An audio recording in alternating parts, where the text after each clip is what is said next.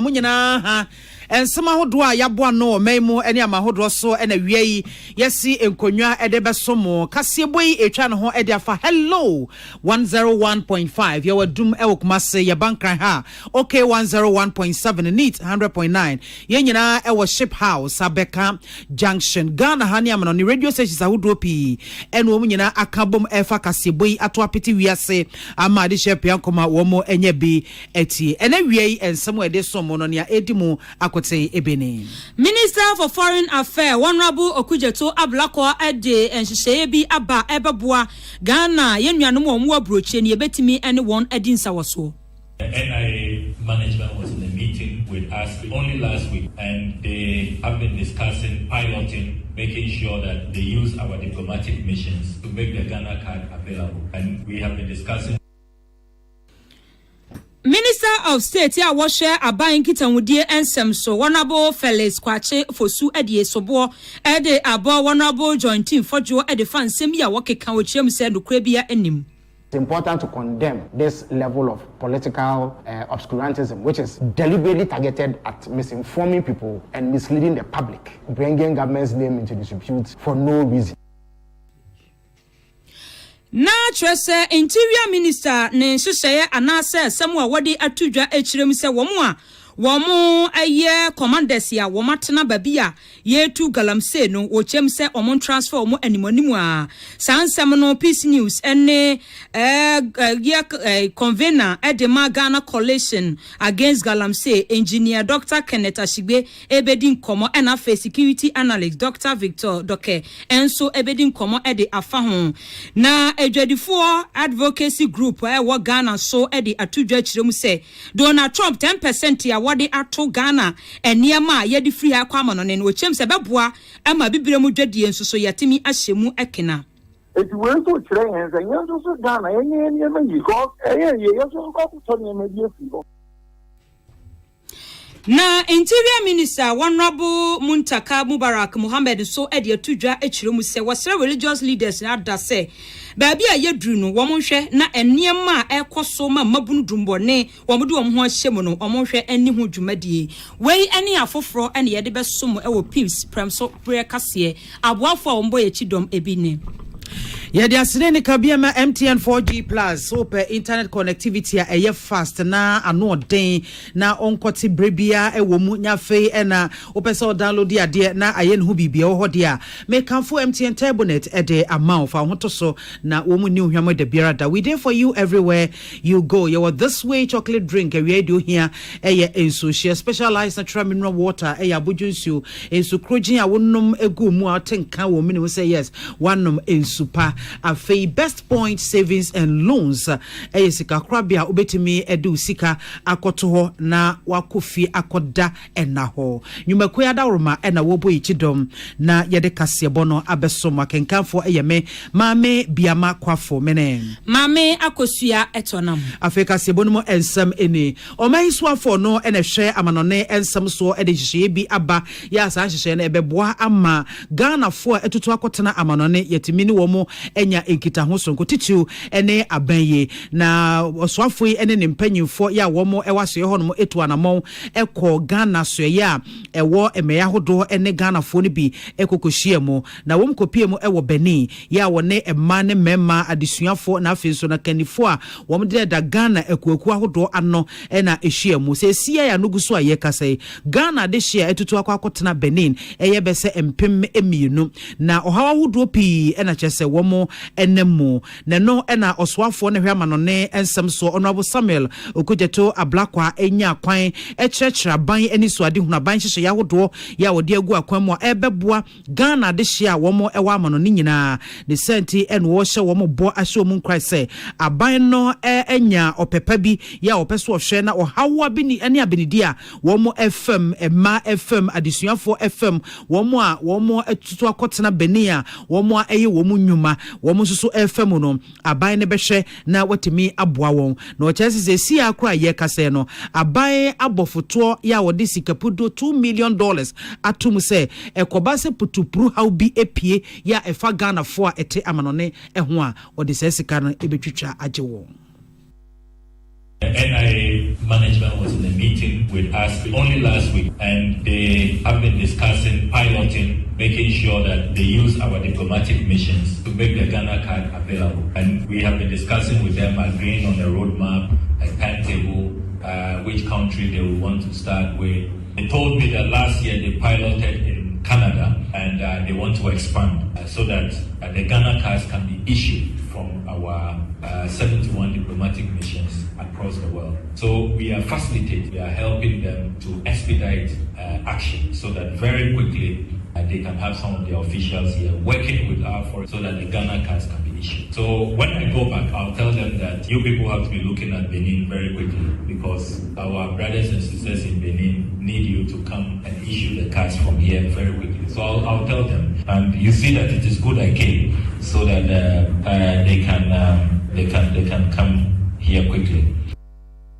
Na honorable Sabakuja to a black one man so honomoa or signed it to Ja Muse a buy area task so peso boa emagana for a which any idea woman enemono a bafom cra nesenti a tuobia etete Ghana for a bino a yefri to a chemuchre woman as a better taxi a bina ye emission levy or yefri and a levy susono a bina to me a trim na what it to just say yameya domoa a comesika a buy ebe ye a year after say a dia bo men ho bra no obere sa covid recovery levy no so aban ebeyi afri honomo na se ne ebeye ebeboa ma Ghana fo a etia manone wo mo susu se bia o passport na opesa won saka opesa wo renew anase enkrata bia ebeboa ama wo tena e wo sa o man no no etimi akoyi a they say aban no empesa wo betete no ha hai kora aban no akasa se wo ba besi operational offices e wo meya hodo yi nyinara se beya e bankrata asem ne ade wo passport nsem a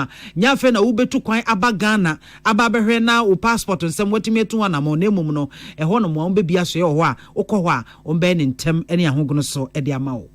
We may also have to rethink some of this piloting. If you have observed, anytime there is talk of piloting a government initiative, many government officials think about only Europe and the Americas, as if those are the only places Ghanaians are. I recall the debate on ROPA when they were discussing how Ghanaians abroad should also vote. You remember the Representation of the People Amendment Act. The whole debate focused on Europe and America. You know, meanwhile we have Ghanaians just next door, Togo, Benin, which will even be cheaper. You know, involving them and making sure their rights are protected. But there appears to be a certain fixation on only those in Europe and America. So maybe you have to commend me that when I was launching this, because I was surprised to hear that last year the NIA piloted the Ghana card in Canada. See how far Canada is. Meanwhile, here we are, our brothers and sisters in Benin are saying they need the Ghana cards. We o man swafo no ene hwe amanone ensem so honorable Samuel Okujeto a black one semi nyina yensentwe ne otonkra efre mrashebedwafie honorable Emmanuel Akoli ene boano bae.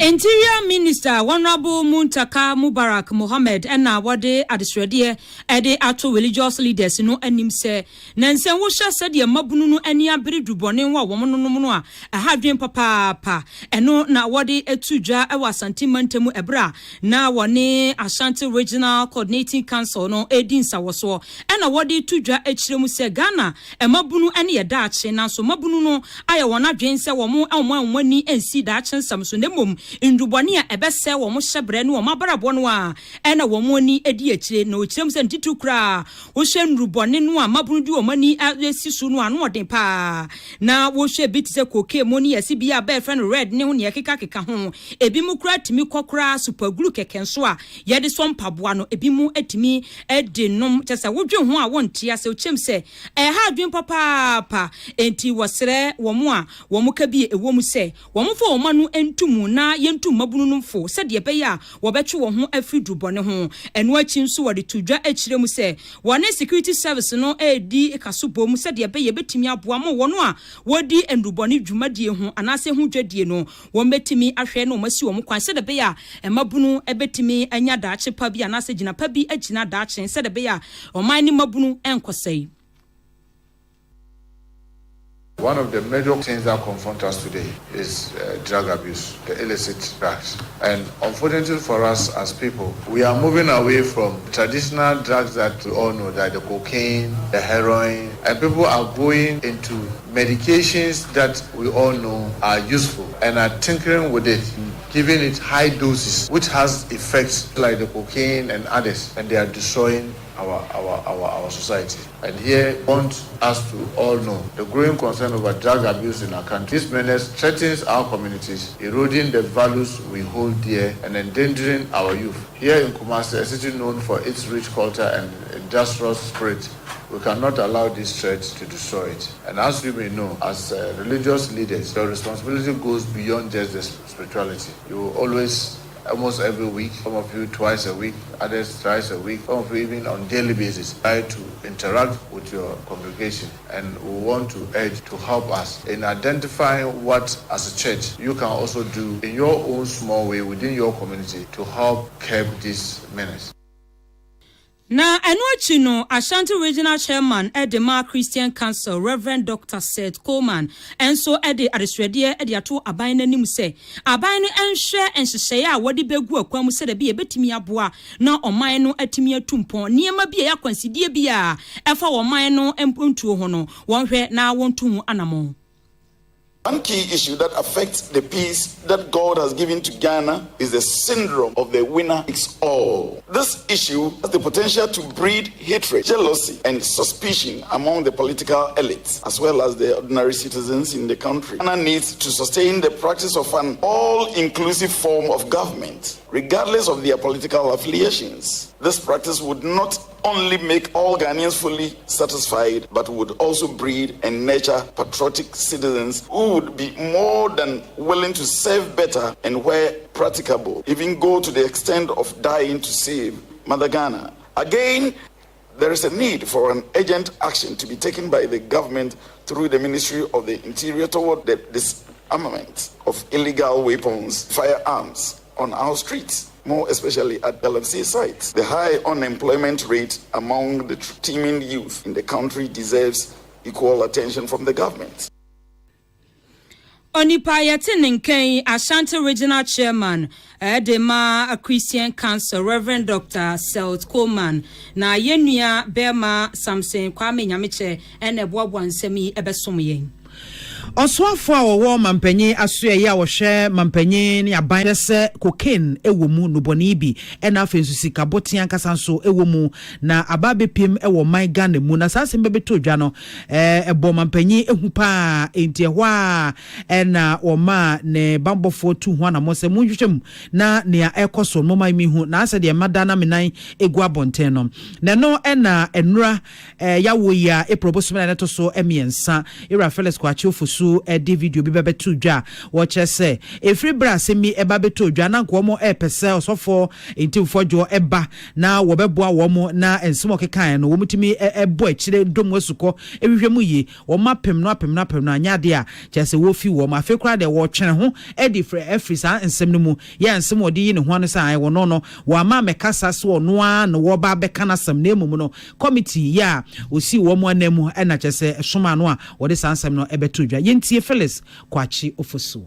The aircraft that was damaged remained here for 13 days. That is between 12 March and 25th March 2025. After it had been inspected by aviation security, officials of the Narcotic Control Commission, officials of National Security and National Intelligence Bureau, no contraband or unlawful commodities were found on the aircraft. Now, the second aircraft in question is a Hawker 800 XP with registration number N823AM. Now, this aircraft is operated by an organization called AirMed International, which is based in Birmingham, Alabama, in the United States of America. It operates as an air ambulance. Now, Air Medical International flights in Ghana are handled by Tropicana Airlines. Now, this plane landed in Ghana on 20th March from Gran Canaria, Las Palmas, Spain, having gone through Luanda in Angola. Now, it was also here for a technical stop, which is refueling and crew rest, which is perfectly legitimate activity. It was cleared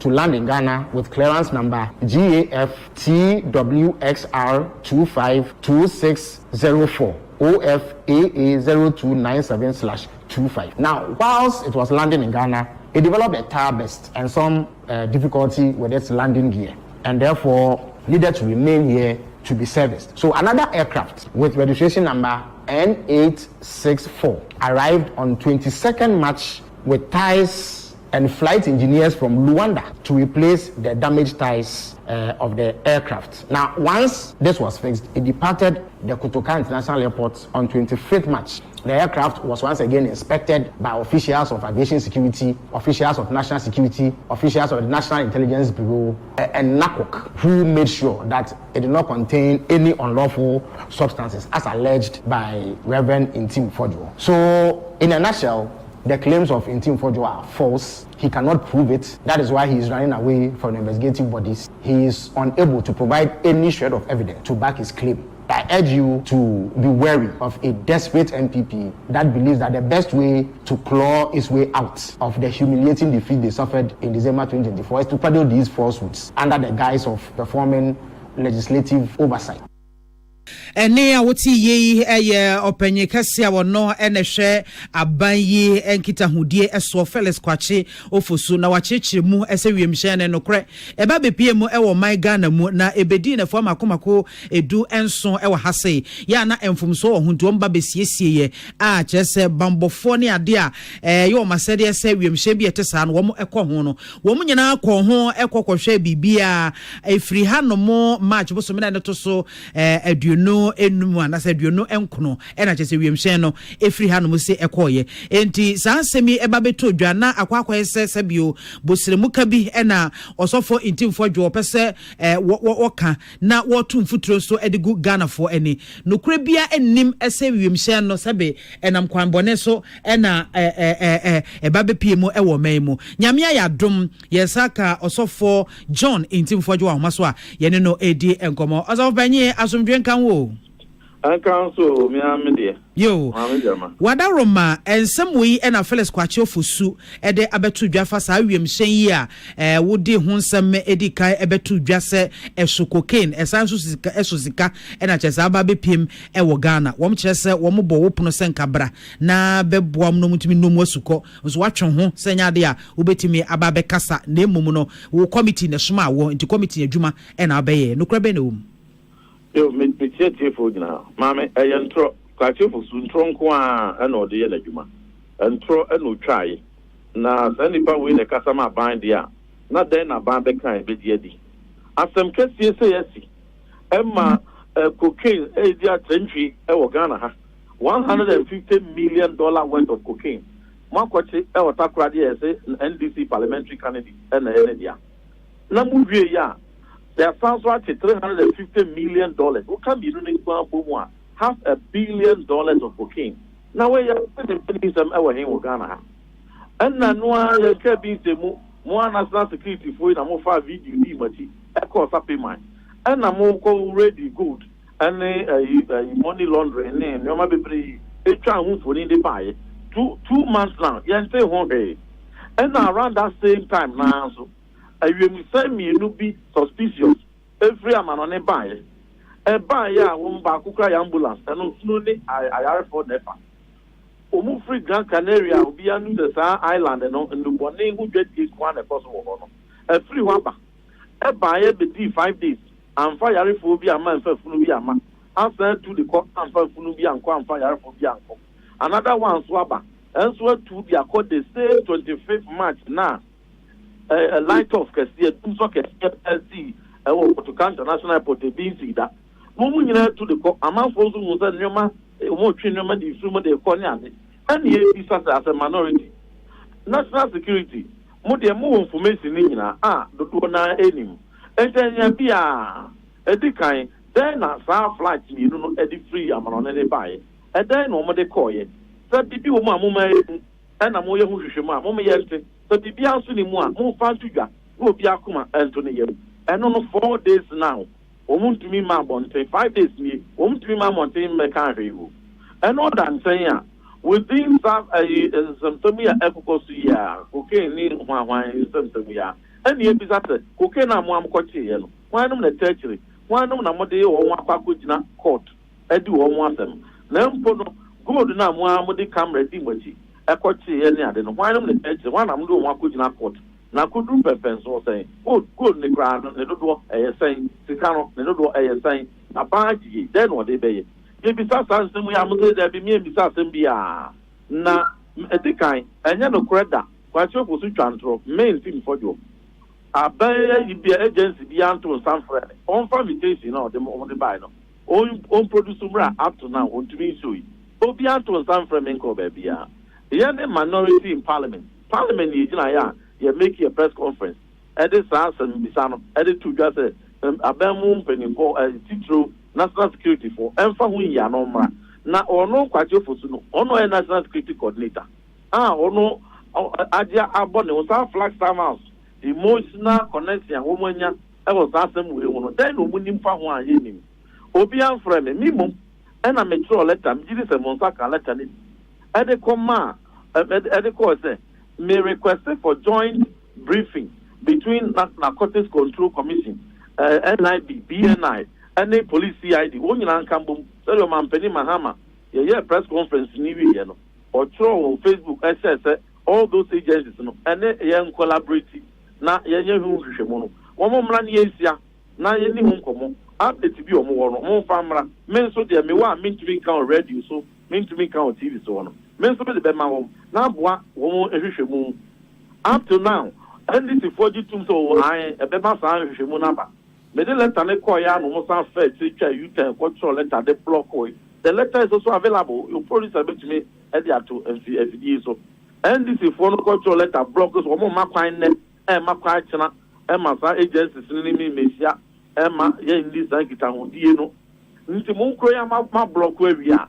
And Panasana, I tell you, now Ubeku many masses, so me make transfer, me make transfer and Dane. Why not frame me in a mechanical?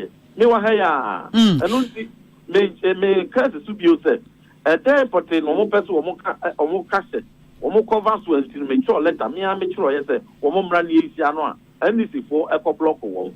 And then you be national security, narcotic control, police CID, penny for when you know. One we are professional. On bet Yaka one Casasem. I didn't one more echo a friend, sapping mine. And you one at the media coy. Not quite your for Suka home. And then 1 year woman, not a Rishamu be a woman, one more pound metuga. Now a Flagstaff House, a hijacket, cocaine, money laundry, and the use of suspicious flight case. What you born a boss or no pet and over my one Wakasa or on Jamu, Nerishemu Uncle, Nasa and Tessa, not Sa agencies, no, and you have a trouble for 5 good days, and you one, Mamma be a papa. And you one, sir, obedient to me, my one thing, sir, quite your pursuit. Quite your pursuit saying, ambulance nearby, a sort of fuel, Nano co baby, and also to fuel, no, or do Morocco. Odu Nigeria, Odu Burkina Faso, where never be a petrol, the Ghana, and obey fuel. And no fuel anyway, but you also say, and will say in a tap pie, and then the oil to start to say leaky, and no more different every or buy, a best you know. Almost says within 5 days, no, you are 4 krona no demo, and here no the Cotoya. The Funubin and demo, and here no the Cotoya. Please, and will be, you know, but the krona or one son could you and was son at Tico Gran Canaria one. And as a son no. And as around the same time, no play from so ABC, you know. Or no free Angola, now or Europe, none or 2 real who say only permit Europe. It's just so basic Ghana. No one permit and you be a Ghana, a 100 permit to go Europe. All 12 free Angola, no one is the Europe no walk. And then a woman Europe was 1 man a coin. As a Ghana no be fancy. What you know, apple. Now, what you try for Nibi, then for you try gallons, gallon, yeah, what you try buy. Sabi, why end this gallon we at the pro cargo airplane? Please, they should come back again with more cogent information. Now, the same now, I want to be Ghana for Obia, Obedia, and also Obia, you know, the time, on also tap, and on also tap, any problem, and on also name the key. And on be free baby by ABCC, ya 13 days.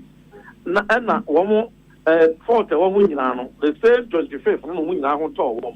And no win now 2 years, the same Gran Canaria honor, and woman go right. Now, Europa, Paris, KLM, Amsterdam, Schiphol Airport, no money, popular European Brussels near the Manful transit to one never be on transit.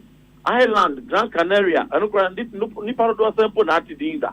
A hope and Umutumi, Umuina, so go Mutu yet. The same 25th March now.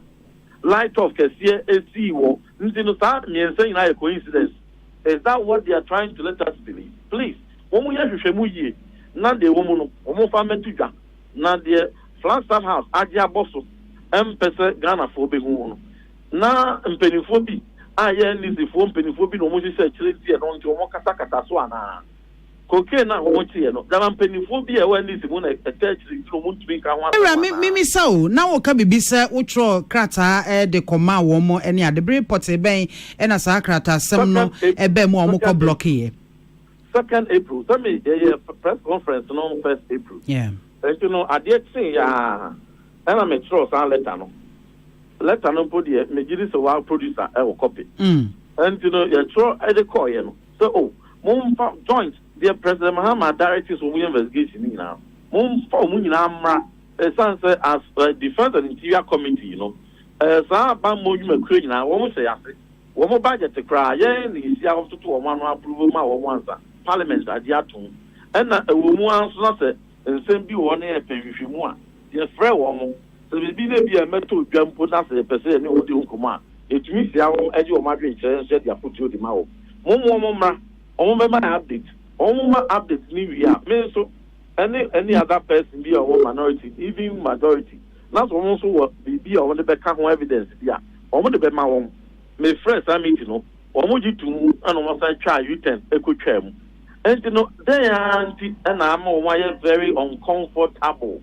And yet T3. Blocko. Security agencies say, Munjai no one casa, one at the cameras at the call, Sapima. Munjai was one casa mabonte and issue statement. Was it be any other casamamo? Please. They say, honorable, and some are okay. We are missing the no any sa containers be how much I say, Womuko who was happy man no, and no, and so you been a demo. And so, yeah, at the moon, and I said, Sappy, my dear, one Casamodi and Modia, Machiaka Kucha. And I'm waiting to get oh, Yati money laundering, and Yati gold. And now, Marco for containers, Marco. Do me a new Acasio. And on my video, no go the Semu, 2 months in the Sabia, and you need to say. More media phone, I'm going to call it a crank. I miss before you open as a business. And your media phone open as a computer, national security for mobile fire, a way operation. And once some accuracy saying 2 months in the anterior. And to Chrome and this before say, you now one more you pay not in any money laundry within 3 months. Study at once, hey, you now cost the Sana Gun and didn't say, Anna. It will be the other casa. Sa containers Reverend sa containers sa ban no e de we nkitahudie bae se wo mugu so mo yemu enhwehwemu e chei na o press conference ni sa wiem hyen no e ho sem e ba bepiem nti na mebisa se ensunsuye be ne da sa niema mienu no entemo no sa wo mo akoyi bi ne 2 months ni no cry ba no mo de be to abonten na sa security for no de to abonten se hwehwemu no we say, you can one alaji and the search. One alaji says, Ghana alaji for be such a high profile money laundering case. Not say, one you been a cell, one I could try to be 2 video. Near beside moon, someone was say one alaji pet, now the Akan the national security matters. Sabe, Womuko Penimbi, I won't wear this in the out of the debate to Jar, a big good parts anyone thinking on my dinner. And yet, how many people near the Omako court? I was asking you for 2 good months. Of year for Bianco court, I will Krumha. And Omaji gold only $60 no accept. Now, no bono, ye me said it's a home somewhere. The Becco we answer gold, Nikrana fake. Scanner counterfeit, that's watching it, and I'm not to train it. Yasino, Monko found Honsumra, and Honsum, Umuyan on the Abba. And they say, yeah, Tonsa Frosebia, or so for and some are Wokano, from what dance ye bra, Ubenya, and answer way no, Dom Kumano, and there was one of the dance ye ba. I dance ye any year. I dance ye bay and a Susane, one Casa, gold containers me try we mission no ho asem no cargo planes no na other you raising some years other na we mission kwan wo kan ho asem ya ka no other na fellows kuzu kwate when to yanka ho he in any case remusan no ya the who details are a dimu bia by so mu here further details other na me friend meeting no wo block we no mo try and process one more women na mejan. It is an amount for Ben and Pesa Mutu fast as me. And prayer the minority, yes, now, mighty minority. You said that Ghana has cocaine and little one about the after the move at the Impa near the second most peaceful country in Africa. For the past 8 years, you know, one the cocaine near Lubanine, one laundry, but the stay, Emma, a deep pie, one I say, a sense of a kind. You know, every parliamentary tool available to us. You be used to confirm say a bino, the nuclear will be about the sugar. NASA, no bonnet, no, I caught the Fiba, the Asaka, Koya, Asewa, Sabi, young Continental bonnet, some and its official flight via Emma, 9 quiet moon and Sambia at the buy. Sabi, ambulance by 1 fire, 1 fire, 1 fire, Sabi, or the say, almost Syrian. But the Akan one cook or some could be free by son the same way 1 year catch them. But you know, we will not relent. We will keep asking questions. Questions to the baby said be pa never mono. Ma politicians know you are moving free mo. Black house for some more when you move free mo. Not professional security agencies and intelligence agencies, you know. One more Casan a year of praising into your more surveillance or more yet. You move free mo. One more family to and no na GDA bebem and no na GDA bebem so when national security 18 be the bar because planes no but when Midday can boss as same way so anything for so general grant for so good aeroplane bia ma aeroplane bia nu ati saaba actually na ya dey further proof ma wo ma wo time wo dey call dey ba ni ade wo ko media fo bi check who say no correct and we try you to say fidie by now the perfect allow the security agents one more just small page be no more their back not the whole no matter flights nearby no say any who and you know ya hwehwemu na baby say near grow na the akabia say the better one so no be and now say amount for most command to you intel amunyaye say mu bia mususu say in the morning be and a course one there be plane no buy le mo buy no yeso ye hwehwemu na hwehwemu no say be boni bia course so I don't know kind of for better o maso na you be a oba no dey tro and e kan na hwehwe na che no Era sepe osofo esa ye breninti ye de besia bibi foforo ebechra ye be bushi aba onchen osofo anase openye kese a wote ne nkan ye swafo a ganaka ne on ye ranking member at the Defense and Interior Committee ano wo emrahemedwafi Reverend John Intim Fojo. Now was ansem koramu eno nanam so ma former Greater Accra Regional Chairman Edema NDC Amanyukono Yera Joseph Adekoka ena wode atu edwa echiremu se ensemu amrahemedwani Edema womanfo mo asen South about one person so Honorable Intim Fojo editudwa echiremu se national security entonsa enfreni bia no chem se sansem no a wo ka no osisudua asisu pen se oboa na ontro ena wotwa na wode sansem way to ja ewo Magjerry ni jumadi a wodi ewo ni tefam so Ghana muntie eno na Yera Adekoka etudi tuja echiremu se na wo kika sansam no se na ukopie mu ewo airport a na chese premier nu bia eba ye bi cocaine ni sika ni nubani ewuwo mu no ya chese yesi on 5 evident mbra bonten a wontimi 5 evident mba no wo chem se airport wo busa se camera ni ho ana se ye ni bibia ye betimi ayasenso de ewo ho enti wo chem se nsem a Yera Intim Fojo Akan no kura bia enimu na sempo so srumpo se obeye bibia na se obebodin bia na ode evidence beba wota na chipa na no achi no ode tudwa echiremu se woka se national security anton san friend pa dia na wochiremu se enya no kura na enya da bia ene ye frɛ wa e betro krata e de abro to dan so a ye frɛ ofun so a eyeye asemi awa ese say we intel the plane over land. I talked to them. I'm a press conference. I don't have the plane over land. In your man, where you see me, or your cocaine, or your money laundry. I'm the authority. Tell you that the guy is lying. Or some police or train station. Don't call you on the phone. That social report at the police station by this time. They don't write official letter. Let's be realistic. Sometimes we jump the gun too much. A phone call is very close. And we want you to come and meet us. So what letter? What official letter? The security agency to hold him, to give his statement, to tell us because it's under the coca. No, we can't have a statement now. I know what about na enu achi no amana nso a na woto aso biom achiom se wonu de wata wonabo intimfodwo achiri pa se sempo se wo document bi ana se wo claims bi enyinaso bi ye ekire se enipa bi ahubon wo mu a won de ota na chi sempo so surumpo a wonu de wo beta na chi papa pa se de bi obetimi a support se de bi ehu bi emmo no ento odin bi a wonfa metudwa. He should bring it. I tell him he should bring it. I'll support him. Look, I will stand behind him to give out the name. I'll take my God to shield him, to give out the name. He should be a man enough. Whether army of soldiers to protect him, to come and give us the evidence. So they should bring it. Whether whoever bring them for this. That is what we want. Don't add adjectives to bring the name. The president will applaud. We recommend order of the force for being a very good whistleblower.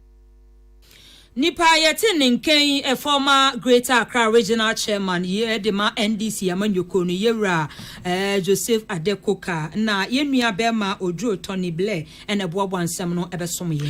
Oswa for amanwe so ye Honorable Alhaji Muntaka Mubarak na wode ato police sahene IGP enim se ni mo ye a police form one mantam division and afi so no mensin police commanders nyina titu wo mo ewo ba bia yetu fa ngudie ye transfer wo nyina fo mo nko ba bi foforo ni asoafo ye eka nyina se wo mo si sa ginai na wo mo de police foforo akosa amia ye se de be ya wo mo nso betimi ede wo mo enim dia wo mo nya police adwuma ko no ba koboa ama Galamsey adwumadi a ekoso no eto etimi atwa na wo de tudwa chemu se wo no nyina eka nhehye yahodo a aban no edi gu akwam ahwese wo mo de hye foforo beba na Galamsey no yetimi eto ase na wo hwemu a empanyimfo na police fo empanyimfo wo mo de da mantama ye regional police commanders, divisional police commanders, and a district police commanders are one more baby a yetufa ngudie. One matana no mo enfie bebre so baby bi pabi di aboa ama Galamsey yetu ase anko wo mo aye. Enti wo mo eyi wo mo afro no mo di nipa foforo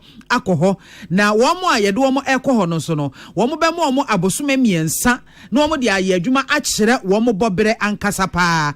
Na abosome miensa na chi na ye hunu se police ni wutimi ye bibi pabi di afa ho aboa ma Galamsey yetimi etu ase dia na ise wo se yetimi eyu firi ho na edu obi a obetimi aye adwuma no aba abehye ho no na ye ko ahoma so na ye ne Dr. Victor Doke ya oye security analyst o science so lecturer wo Kofiana International Peacekeeping Training Center ye no atwetwe enkomo doc ewie ye mo ha eba peace kase boso yo prosifo a ye yi wo mantama ye regional police commanders division for ne district police commanders a ye transfer wo mo no eno ye kwan bi a ye betimi afa so na aban e betimi ahwese Galamsey no ye betimi etu ase ana kwan foforo bi wo ho a wo se aban fa so a wonfa ye. Okay, me da sepa ye wo kwan bi bro ye betimi ahwe na ye timi Astope Galamsey. One of the ways, the Interior Minister through the IGP, with regards to changes of this, various commanders from more regions from. Now, the war say, you be free in a position that could be before. I don't just say on you Juma and now say on bombarding, but it's one of the ways towards enhance capacity. You bet me I share new knowledge, new ideas with regards to any situation and any issue you're facing. And in this case, it's Galamsey. Until the more or my but ye being confufu for air, send ye bear. You bring a new approach with regards to fighting the Galamsey. Now, new approach, and there has to be a very collaborative, intentional collaboration between all the security heads, new ones there, but say this is the particular approach I ever call. We are going full force, arrest and prosecute. Then ubia ewo one particular line. So and you say maybe a different thing. Now for them, Minion or one country region, a different thing, and also Minion or Western region, a different thing. And these are one of the mechanisms are we do say ever boa. New ones now mobile ban. I'm sure they should have been taken through some, level of training or more training needed or more capacity needed. It is some kind of orientation to know, say, Galamsey is a threat to our environment, to our security, and to our peace. It is a call as new commanders are. Is it really, really going to be just a rhetoric? And I say, in connection to Galamsey, na wohwe mu a sa Galamsey wonum se wonum nyina ba ya adwen se efi se hyase MPP abandada wotuana mahodo pi edefa ho no ekowie de ebewie se de menu nyina yinim no na aban foforo nso aba adwencha wodo bebre na ba we ene anamo edikan a wo mo etuo se wo mo hwe se no so betimi aboa na Galamsey ne yetuase yen hwe kwan ben na wona ebo emra hwese mra be yadwuma wo bo japade ne nkwa ho ban wo betimi ne omanfo no a saa fangudie etuo no biae ho no wo mo edia wo mo ete no communities no kwan ben na saa fanu no wo betimi afa so aboa na Galamsey yetu ase medase enu na meche se community police no yensan revamp no se mechanism no yes are revamping in a sense the any communities in the be juma because omuno munim quite area ho omuno munim nkofo no so eba no because so call ekrobia you are best sure so who say we are go unye kroni we need to have that collaboration with the community. How do we make the community trust the security services and say but anyone be you juma and she say who say obi assassin obi to me akache nenso mu moama ngofo no say assassin no say you build this trust in the community for the security services that trust in Ibriki and I say new for some time now which is a worry and then say about before we na community for no a bomb now the other aspect say yes say abambofo no mo call no so again according no more the right equipment your car equipment apart from say car e dey omoboko ammunition say so omodiko because you evidence say omo to Galamsey no ekita it will they have some who have even attacked what these forestry commission officers no. It is a small bumper for some more a environment no by an answer as so more accordion. We saying we need to invest in equipment, we need to invest in logistics. Now the ability now want to say again your car atmospheric equipment manned area vehicles your friend drones. And in your money, in case by this time, you to mean drones, they identify easily. You say, you cook Kuruma, can't you did not fit and Kofonase, and I say, can't be seen with Kuruma, Kofono Mukuna, San Franco, will run with it or mobile. These drones, you need easy identification of these individuals in these forests. You see, Mr. say, community police, mechanism and our police, revamp. And one of the ways to revamp is to go to the perform kind of sensitization and education. Or in Kofono say, community policing say anything, and I will say a year. A bob one cassa, a beb wire, so a beb one on my own. Into my team boom now for the share information with regards to idea and same factor because it's here foreigners are engaging in the Galamsey, which is not good. Apart from that, engaging in Galamsey now. the fight has been on since Yayi, but yes, okay, political will, but the question is probably with regards to strategies in fighting the Galamsey, Sisi Anunaka. Dog, me sa Galamsey hun se mi de tai kapane se de how eba yatsena ye yenkwaye yensuo afa apomuden ho haw yenhwe bambo hun semu sunsuaso ben bambo mu sunsuaso ben na Galamsey na ewo men yi so. Number one, so here the Galamsey is the law enforcement, I mean, like a tattoo. Apart from the law enforcement, the local government administration, even the central government, they resorted to acquiring weapons for self-protection. Number one, and no chese, one, there's a gap in our system with regards to scanning goods inside the city. How did these weapons get into the hands of these gentlemen? How do they acquire the weapons? And then the first question is, and it's through the border towns, the porous borders, and I see a blocking in here. Apart from that, see a share in the long term. I mean, these weapons with these young men, say to me and Chioma, he find a weapons, they still keep the weapons, and then some of them would at the year criminal activities, armed robbery, and all of that. And these are one of the consequences with regards to security and the peace we enjoy inside. To me, I share na you see anoya.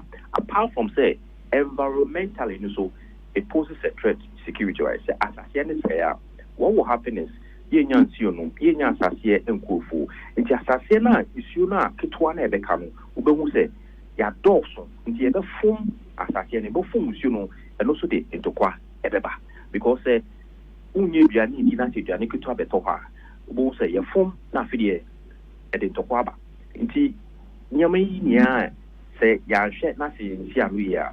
These are what is going to happen. Apart from say we'll get proliferation of small arms and light weapons in the system, which is very dangerous because then armed robbery will go high and then other crimes would also go high. Environment in India, I see how do we recover all those things and also see idea in the long term.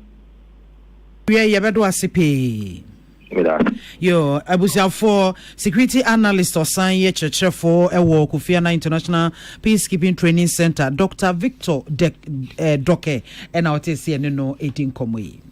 US man penyi Donald Trump de eto atoto amama hodo so a wo mo ekra niema firi wo mu kromu de ko US na me no ka sei wo de eto oham chichemu edu 10% de ato Ghana for so ye ne ye kra niema de firi wo man we mu de ekọ US ena fe ukọ ba bi ti se China so a won so oham chichemu aduasa 34% ena eba European Union for so a eno so oham chichemu aduano 20% eto na wode ato wo so na sansemu nmu enenam so ema panyipa de ma Traders Advocacy Group Ghana Yera David Kojo amoaten edi atudwa echirem se nyame anim rekwe ne saade we abetodwa no eya ade ebeboa papa ebema bibreman ani abre papa se de be ya bibremu dwadie no wo mehyem kena se de be ebetimi agina na so se nkoba se de bia dane ye kwa aman hodo ana se ekọ Europe ana se US ekọ kranie masane ma nyina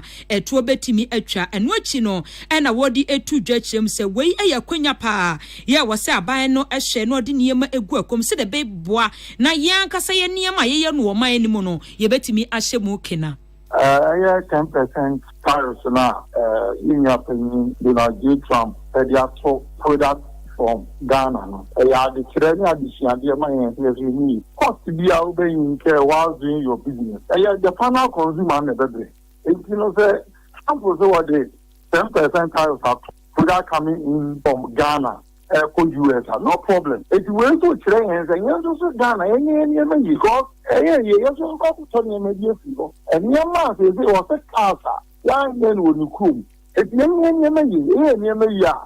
also next time no binding a casa what day tariffs to your man if you Ghana and I say Ghana for a far back young so you bet my retaliate in equal measure.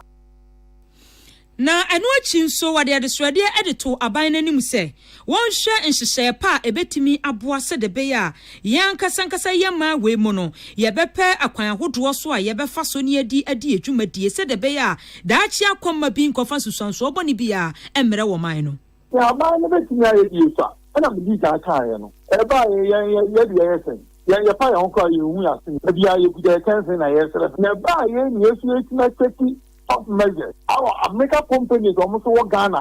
Foreign companies they almost too good from young weapons. You see, they too so all you companies almost to America. Almost too so they also feel the heat. But here is the case that they be able to chance. One more by 68, they be able to do that way. And you never know. Anipa yɛte ne nkan ɛyɛ panyipa a wɔno ɛda Traders Advocacy Group Ghana yɛwura David Kwadwo Amoaten ɛna yɛnua bɛma Prince Bafo Asamoah na boabo nsɛm yi ano ɛde bɛsom yɛ asɛm kroya yɛkɔ ahoma so na yɛne Professor Godfred Bokpen yɛne no atwetwe ɛho ɛnkɔmɔ ɔyɛ economics and as economics expert ɛwɔ University of Ghana Business School. Prof ɛwia yɛma wa ha o Yo, Mr. Mawe, any idea for you now? Yo, Yanshay, and soon so bang as 10% tariff here. US for the ato my Ghana near ma, ye free ha ako US, ye dia to you know, is so bang and a war my Ghana, ye sick as near Jediso. For now, maybe you say your export to US relative to other countries now. What is happening in the US may not impact us intimate high end so much because our trade vulnerability or our exposure to US markets compared to exports to maybe United Arab Emirates or Switzerland or other countries, we share in terms of percentages now. Yes, we intimate can say, oh, we the end high cry. Because there is a direct effect on us in terms of our export to the US, the fact that the price may go up, the incidence of the tax will be on the consumers in the US, but it has implications on the Ghana-US trade corridor. And it kind of say there are indirect effects in terms of what is happening from the global, regional, and maybe a national level now. Nobody prefers uncertainty, okay? But we just have to understand that there isn't much that Ghana can do about it.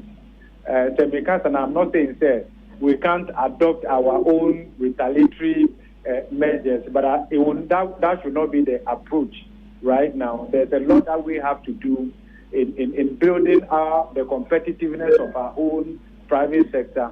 And for Africa and Ghana, for that matter, we should explore trading more within Africa in terms of intra-regional trade. And more because the ocean intra-regional trade within Africa, it involves more value added compared to maybe just trade between Ghana or Africa and the rest of the world. There are other things that we can working together with other developing or African countries so that we're able to negotiate from a position of strength. But for now, it doesn't look like Trump is going to repent tomorrow. This is the new normal, and we have to embrace it, and we have to manage it going forward. The new normal, not just a fanasa, said the Etienne. Now, to me, must say, the any better baby for. Or my for biswa equally almost economy no any US the Senanka tariffs in our form near the exports no call. In fact, the Nyawa can correct options no we have to explore them carefully. Nya estimates no the reaction of China, Europe, Canada near at the Nana realize that the world has been faced with some level of uncertainty here, which could cause many ramifications in terms of consequences. But countries are going to be measured in how they respond. That can also spell different trade arrangements, regional trade blocks, and the rest. We should explore our opportunities and take advantage of what Ghana has within the African Continental Free Trade. That is another option, so that we can increase trade within Africa and other countries, whilst we also look at how we navigate our way. The U.S. market is very big. Yes, I mean, can't say you need America for new business and also reduce that. But America also has a huge business interest in Ghana near them. So what has happened since COVID, the global order is under threat. The rise of regionalism, nationalism within the global geopolitics, any economic fragmentation now. This is the new normal. In the country, region, they are all looking within. So Ghana should also look more within how we can strengthen our indigenous businesses, how we can also plug some of the loopholes. Also, a contract, any foreign companies are finding out a lot of them is to our disadvantage. Also, the extractive sector, mining, oil and gas. Now, I think we should look at some of these things from a more nationalistic point of view, and then increase our regional presence. And then from there, we can use that to build the competitiveness of our industry. Then we can look at the global market. Osha or Mina, our developing now, Osha Asia, not Osha North America, Europe. If you look, Osha, what we call intra-regional trade, they trade more among themselves. In fact, in Africa, intra-regional trade is less than 18%. In Europe, they have more than 50%. Others are doing more than 70%. So we should be looking more within, because we have the market. The African population, we are looking at more than 1.3 billion people. Of course, in terms of GDP, less than $4 trillion relative to the global GDP is less than, probably 5% or so. But we can start from there. So that is how we should look at it. We may win, but that will not change America. Okay. That is the way they have decided to go. We need to respond. We need to look within. We need to look within the sub-region, the continent, and how we can also negotiate for position of them. Yeah, sure. To say African Continental Free Trade Area, say, you know, and for so ben Ghana, ye beti me enye free mu, ye beti me adada ye hu, na the US dia beno, ye befa after na so na etimi aboye. Okay, so the African Continental Free Trade Area now, it's more about how we build the competitiveness of our private sector. Even though AFCFTA tournament and Ghana is hosting, so Ghana is hosting the secretariat, but you can only win the cup when your players are playing well. So who are the players within the African Continental Free Trade Area? The players are our private sector, businesses. So, into and create the enabling environment among your businesses for them to be able to produce at lower price and export to other African countries. Ghana may end up in a dumping site, because even under the guided trade initiative, Ghana is taking advantage. We have licensed more companies to participate under the guided trade initiative, but the actual activity on the ground is low. For instance, you can say here, pharmaceutical industry, we have some degree of leverage. How do we strengthen the pharmaceutical industry for them to be able to produce and export within the African region? You can say here, food value chain. They said Ghana is a tropical country. We have arable land. But Ghana imports onion and other things from Burkina Faso and Niger. Meanwhile, we should be in a position to feed ourselves and the rest of the sub-region or our neighboring countries. And I will just give you one example. The Ocean Africa annually, in fact this year, Africa, the net food import. Africa as a whole, so our net food import in 2025 alone will be more than $110 billion. And the emphasis is said, I have heard this say agriculture for economic transformation, where we are going to empower Ghanaian businesses through agriculture, agribusiness, and agro-processing. We are not only doing this to feed ourselves, we are doing this to take advantage of the African market.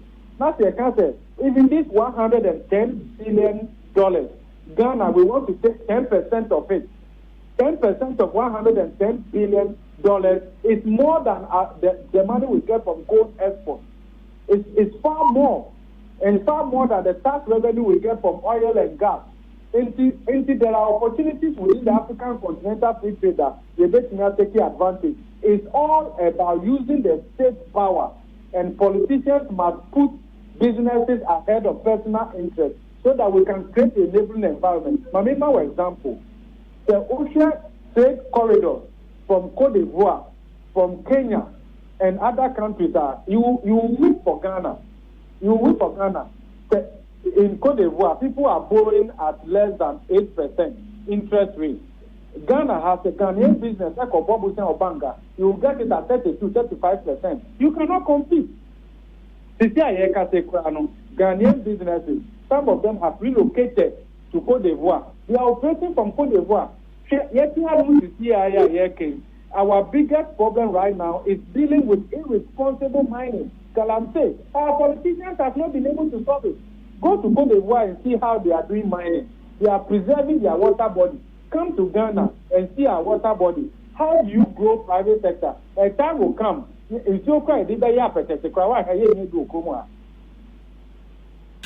Prof, Amen. Professor Godfred Bokpin, economics expert at University of Ghana Business School. I was here for who take us a piece 104.3. Yeda and Wajen Krato. Yeba.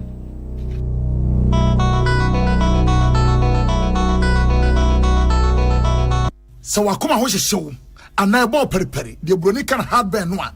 At the end of the Sawaye, that's how we am so at Timsway. Weber packing a farmer, Martin's liver salt, Chirakway, and Tem, as she and Shagu glass more at a Martin's liver salt, no back one, no, now dear goom. Uber who say, who a glass in the moon. Now one no. Martin's liver salt, you want orange flavor, and a bacosia plain. One more, Hobato. Name a dinner, no, now home to war, who doctor. Unbelievable is yours to own with DSTV. Get unbelievable local entertainment with Shakai Lemba, Nigerian Idol, and Big Brother Niger. Unforgettable night. Catch unbelievable sporting moments from the Premier League, La Liga, F1, and more. Absolutely sensational. Laugh along with unbelievable kids' edutainment like Paw Patrol.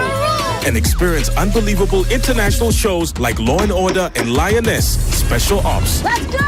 Download the My DSTV app today and own the unbelievable. Tune it in, turn it up, Peace FM, and rip off the knob. I was here for Cassia Bono as I can come for your water and car a me, Mame Biama Qua for my name. Mame Akosia Etonam.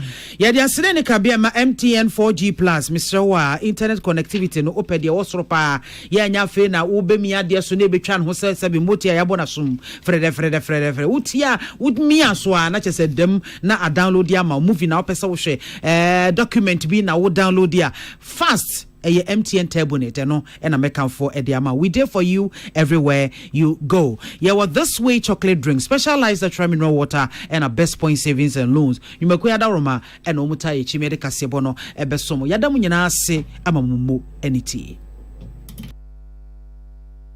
Tune it in.